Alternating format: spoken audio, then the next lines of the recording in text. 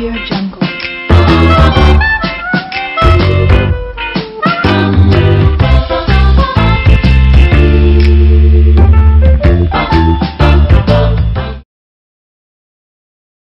बिस्मिल्लाहिर्रहमानिर्रहीम। अस्सलामुअलैकुम। कैसे हैं आप सब लोग? आज आप सबको मैं अपने किचन में मज़ेदार से गोला कबाब बनाना सिखा रही हूँ। बहुत मज़े के बनते हैं। आप लोगों को बिल्कुल फील नहीं होगा कि ये घर के बने हुए हैं। ऐसा लगेगा कि आप किसी मशहूर जगह के गोला कबाब खा रहे हैं। इंग्रेडिएंट्स मेरे पास गोला कबाब के कुछ इस तरह से हैं।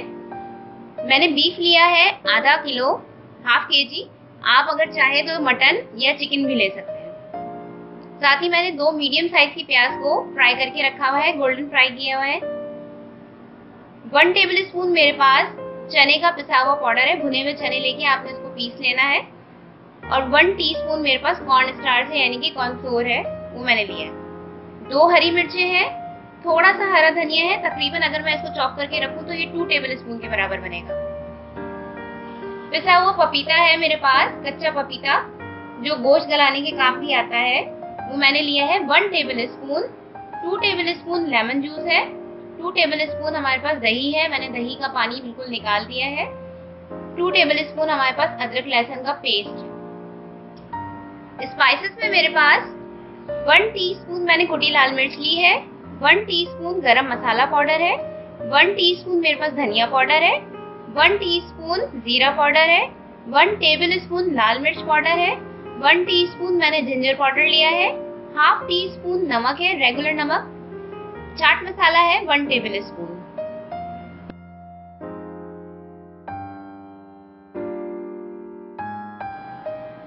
मैंने एक चॉपर का जग लिया है और इसके अंदर मैं गोश्त शामिल करूंगी। तमाम अज्जा जो भी मैंने आपको अभी दिखाए हैं वो सब इसमें डाल के आपने बहुत अच्छे तरीके से इसको चॉप कर लेना है। बिल्कुल जो है आपका गोश्त जो है वो बिल्कुल इस तरह से होना चाहिए जैसे पेस्ट थोड़ा सा बन जाता है। अब मैं इसको पीस के दिखाती हूँ। बाकी के इंग्रेडिएंट भी इसमें शामिल कर दूंगी। सारे इंग्रेडिएंट्स शामिल करने के बाद मैं इसको बहुत अच्छे तरीके से पीस लूंगी। देखिए मैंने यहाँ पे ये पीस लिया है। अब मैं आपको इसकी कंसिस्टेंसी दिखा देती हूँ। देखिए कितना ये जो है बिल्कुल इस तरह से होना चाहिए कि आपका जो गोश्त है वो बिल्कुल नरम इस तरह से पिस जाए, बारीक। अच्छा एक चीज और बता दूं, कबाब जब आप बनाने लगेंगे तो इसमें इस तरह के कुछ रेशे आ जाते हैं। इसको आप अलग कर लिया कीजिए, वरना ये क्रैक्स आ जाते हैं कबाब में और ये टूटने का खदशा होता है कबाबों का। ये देखिए कुछ इस तरह की होते हैं, ये पट्टे कहलाते हैं जो गोश्त में होते हैं। आप इसको निकाल दिया कीजिए, ठीक है। अब मैं आपको इसके कबाब बना के दिखाती हूँ। कबाबों का मसाला हमारा पूरा तैयार हो चुका है। अब हमने क्या करना है, इसके अंदर 1/4 टीस्पून जावित्री जायफल का पाउडर है, ये मैं डालूंगी। और 1/4 टीस्पून ही मेरे पास यहाँ पे देखें कबाब चीनी है, इसको मैंने पीस लिया है, वो डालूंगी। इससे ज्यादा नहीं डालना है आपने। और अब इस दोनों को अच्छे तरीके से मैं कीमे में मिक्स कर दूंगी। इसको अच्छे तरीके से मिक्स कर देना है अपने हाथों की मदद से। मैंने अच्छे से मिक्स कर दिए हैं। अब मैंने क्या करना है, इसके कबाब बनाने हैं। देखिए मैं थोड़ा सा पानी लूंगी ताकि मेरे हाथ पे इसका मसाला स्टिक ना हो। आपके घर में सीख होगी इस तरह की, आप ले लें उसको। अब मैंने जितना बड़ा रखना है उतना मैं बैटर लूंगी। साइज आपके ऊपर डिपेंडेंट है कि आपने कितना लेना है। और मिर्च मसाले भी आप पे डिपेंड करते हैं, आप अपने टेस्ट के हिसाब से इसमें ऐड किया कीजिए। देखिए ये इस तरह से मैंने थोड़ा सा हाथ पे पानी लगा लिया है और इसको इस तरह से रोल कर लिया है। सीख में मैं इस तरह से इसको पिरो दूंगी। गोला कबाब थोड़े से छोटे होते हैं और गोल गोल थोड़े मोटे मोटे से होते हैं। फैला देंगे तो इसकी शक्ल आपको सीख कबाब जैसी नजर आएगी।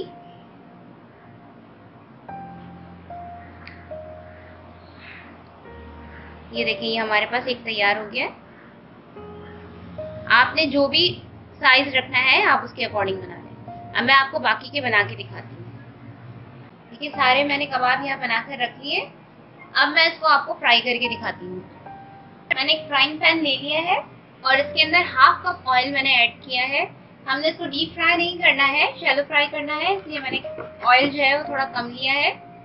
अब हम इसको पहले से थोड़ा सा हीट अप होने देंगे, उसके बाद इसके अंदर कबाब शामिल करेंगे। ऑयल गर्म हो चुका है, अब मैं इसके अंदर कबाब डाल दूंगी। आराम से डालिएगा।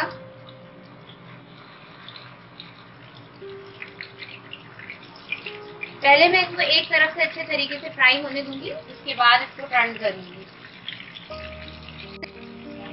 अब देखिए ये एक तरफ से फ्राई हो चुके हैं, अब मैं इसको टर्न कर रही हूँ। एहतियात से बिल्कुल आपने करना है, इसको जेंटली ट्रीट कीजिएगा, क्योंकि इसके अंदर कच्चा पपीता भी मिक्स होता है, ये बहुत सॉफ्ट होते हैं। देखिए ये एक तरफ से हो गए थे तो मैंने टर्न कर दिए थे, अभी दूसरी तरफ से भी हो चुके हैं। ये देखिए मैं आपको दिखा देती हूँ, ये देखिए कलर आ चुका है इसके ऊपर भी। फ्लेम को मैंने मीडियम रखा हुआ है, ना तो मैंने हाई किया है और ना ही लो किया है। ये मैं आपको हर दफ़ा फ्राई करते हुए बात ज़रूर बोलती हूँ, इसलिए कि अक्सर लोग यही बोलते हैं कि उनकी फ्राइड आइटम्स जो होते हैं, कबाब हो गए, आपके चिकन हो गई, ये जूसी नहीं होते। तो उसका मेन रीज़न ही यही होता है कि आपको या तो बहुत ज़्यादा उसको स्लो आंच के ऊपर हल्की हल्की आंच पे फ्राई करते हैं, तो अंदर तक उसका पानी जो है बिल्कुल ड्राई हो जाता है। तो मीडियम आंच पे करें, ये सही से अंदर तक फ्राई हो जाते हैं और इसकी जूसीनेस भी जो है वो बाकी रहती है। अब मैं इसको एक एब्जॉर्बेंट पेपर पे निकाल रही हूँ, ये डन हो चुके हैं। एहतियात के साथ निकालिएगा इसको, बहुत सॉफ्ट है इसलिए। मैं इसको एक छोटी कढ़ाई में निकाल रही हूँ, क्योंकि इसके बाद मैंने इसको स्मोक भी देना है। अगर आप चाहें तो स्मोक वाला स्टेप स्किप कर सकते हैं। देखिए मैंने इसको एक छोटी कढ़ाई में एब्जॉर्बेंट पेपर रखकर निकाल लिया था। अब एक तरफ मैंने कोयले को दहका के रखा हुआ है, मैं फॉइल रख दूंगी।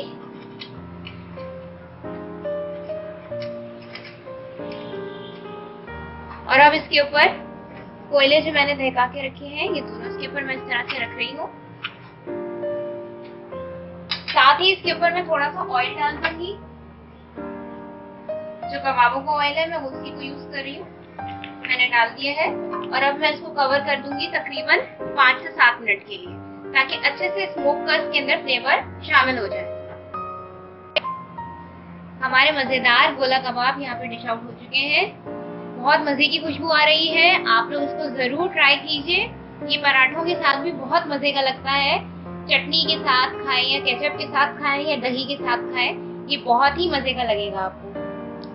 रेसिपी ट्राई कीजिए और फीडबैक अपना कमेंट्स में मुझे जरूर दीजिएगा। इंशाअल्लाह ताला नई रेसिपीज के साथ फिर हाजिर होंगी। जब तक के लिए अल्लाह हाफिज।